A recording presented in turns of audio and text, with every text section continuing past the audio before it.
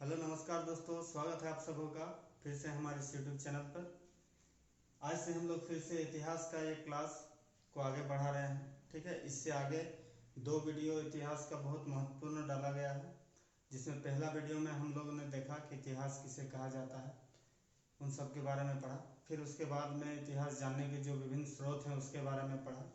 दोनों का जो लिंक है डिस्क्रिप्शन में डाल दिया जाएगा। आप लोग नहीं देखे हैं तो ज़रूर उस दोनों वीडियो को भी देख ही लीजिएगा, ताकि आगे जो हम लोग पढ़ेंगे उस सबको जानने में सुविधा होगा। तो इसी कड़ी में आज हम लोग आगे बढ़ेंगे। आज हम लोग पढ़ेंगे अभिलेख के बारे में। ठीक है, अभिलेख किसे कहा जाता है, कितने प्रकार के अभिलेख होते हैं, इन सबों के बारे में। तो चलिए बने रहिए हमारे साथ।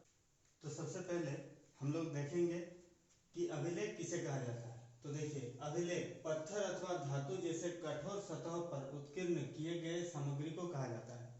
प्राचीन काल में जो राजा महाराजा होते थे वे अपने आदेशों को या उनके द्वारा जो कार्य किया जाता था, कोई युद्ध जीता जाता था या बहुत बड़ा जो उपलब्धि होता था, उसको सुरक्षित रखने के लिए जो है पत्थर पर या धातु जैसे कठोर सतहों पर खुरेद के लिख दिया जाता था।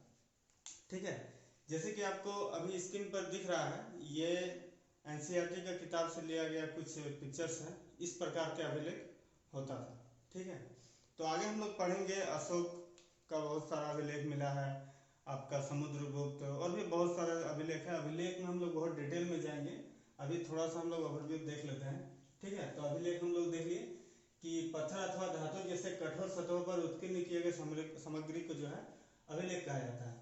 अभिलेख का अध्ययन देखिए, ये अभिलेख जो है, अभिलेख का अध्ययन जो है, इसको पुरालेख शास्त्र या एपिग्राफी कहा जाता है। ये बहुत इंपॉर्टेंट क्वेश्चन है दोस्तों। ये पूछा जाता है कि अभिलेख के अध्ययन को क्या कहा जाता है, एपिग्राफी या हिंदी से पुरालेख शास्त्र। तो हम लोगों ने देखा अभिलेख की परिभाषा, इसका अध्ययन जो है पुरालेख शास्त्र या एपिग्राफी कहा जाता है। अभिलेख में हम लोग और डिटेल जाएंगे, परंतु उससे आगे कुछ क्वेश्चंस को हम लोग देख लेते हैं, जैसे पुरातत्व विज्ञान। ठीक है, आर्कियोलॉजी।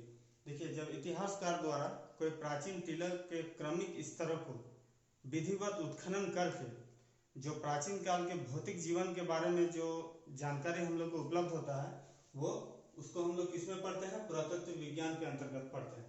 ठीक है, इस कार्य में सबसे पहले जो योगदान रहा वो अलेक्जेंडर कनिंघम का रहा। 1861 ईस्वी से इन्होंने इतिहास का जो ये पुरातत्व विज्ञान का कार्य शुरू किया।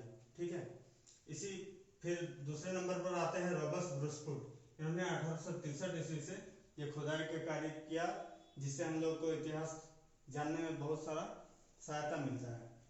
ये तो विश्व स्तर का बात था, परंतु भारत के संदर्भ में, भारत में ऐतिहासिक स्थलों की खुदाई जो है ये जॉन मार्शल ने 1901 ईस्वी से प्रारंभ किया। ठीक है, ये बहुत इंपॉर्टेंट क्वेश्चन है दोस्तों कि भारत में जो इतिहास का जो खुदाई, विभिन्न स्थलों की जो खुदाई प्रारंभ हुआ वो जॉन मार्शल के नेतृत्व में ही प्रारंभ हुआ था 1901 ईस्वी से।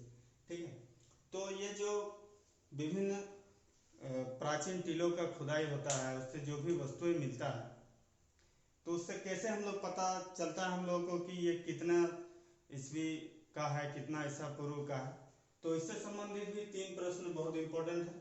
पहला है जीवाश्मों की प्राचीनता का निर्धारण। देखिए, जीवाश्मों की प्राचीनता का निर्धारण रेडियो कार्बन डेटिंग C14 पद्धति द्वारा किया जाता है। इसी प्रकार निर्जीव वस्तु, कोई निर्जीव वस्तु है तो उसका जो प्राचीनता का निर्धारण माने उसका आयु का पता यूरेनियम डेटिंग के द्वारा किया जाता है। और फिर है एक चट्टानों की आयु।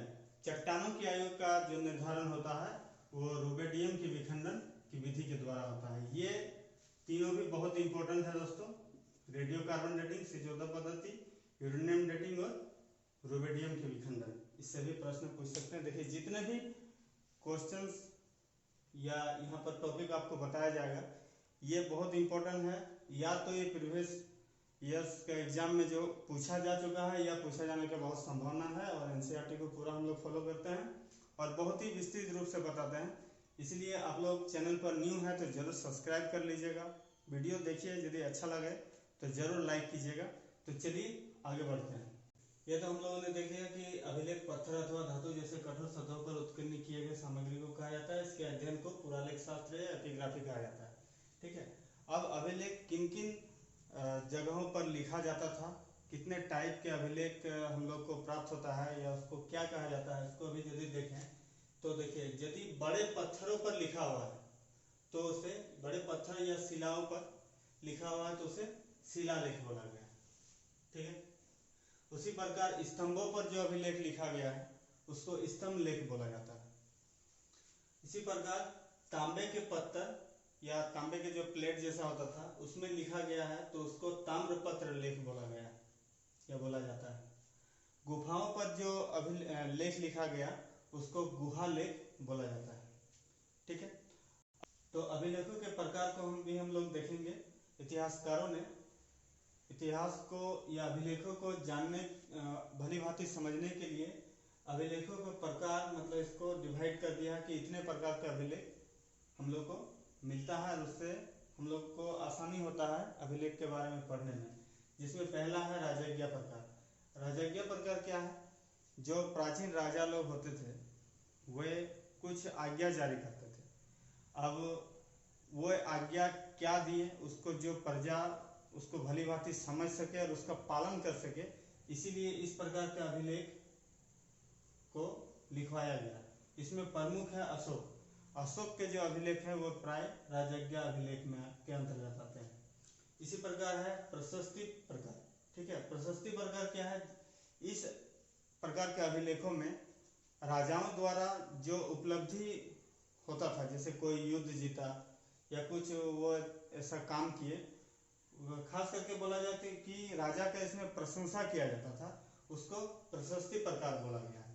इसमें प्रमुख है समुद्रगुप्त का प्रयाग प्रशस्ति अभिलेख। ठीक है, इस सब के बारे में हम लोग डिटेल से पढ़ेंगे, इसको विस्तृत रूप से जानेंगे, अशोक का, समुद्रगुप्त के बारे में और भी जो है। ठीक है, आप लोग सिर्फ बने रहिए हमारे साथ, और वीडियो अच्छा लग रहा है तो लाइक जरूर कीजिएगा। इसी प्रकार है दान पत्र प्रकार।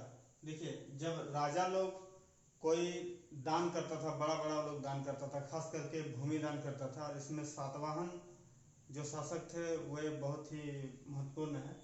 तो उस प्रकार का जो दान किए उसको जो लिखवाते थे कि वे ये आदमी को ये दान, ये भूमि दान किए या कुछ भी दान किए, तो उसको दान पत्र प्रकार बोला गया है। इसमें प्रमुख है नागनिका अभिलेख। ठीक है, इसी प्रकार का आता है मूर्तिपट प्रकार। प्रायः मूर्तियों पर भी कुछ न कुछ लेख वो लोग लिखवाते थे। ठीक है, जिसको मूर्तिपट प्रकार कहा जाता है, और इसमें प्रमुख है रामगुप्त के अभिलेख। ठीक है, ऐसे मूर्तिपट में हड़प्पा सभ्यता में सबसे पहला अभिलेख मिलता है, जिसमें पशुपतिनाथ शिव का जो एक मूर्ति मिला है, जिसमें भी बहुत सारा लेख मिलता है, परंतु दिक्कत यह है कि उसे अभी तक पढ़ा नहीं जा सका है, जिससे कि हम लोग को उस समय की कुछ जानकारी तो उसमें नहीं मिलता है, परंतु हम लोग उसको रख सकते हैं इस भाग में कि मूर्तिपट प्रकार में हड़प्पा सभ्यता से पहला मिला है। ठीक है, तो ये कुछ आज हम लोगों ने देखा अभिलेख का बारे में ओवरव्यू थोड़ा सा, और कल और डिटेल से हम लोग देखेंगे, एक एक अभिलेख के बारे में पढ़ेंगे। तो दोस्तों, आप लोग को वीडियो अच्छा लगा हो तो ज़रूर लाइक कीजिएगा, अपने दोस्तों तक शेयर कीजिएगा, और न्यू है तो ज़रूर सब्सक्राइब कर दीजिएगा। धन्यवाद।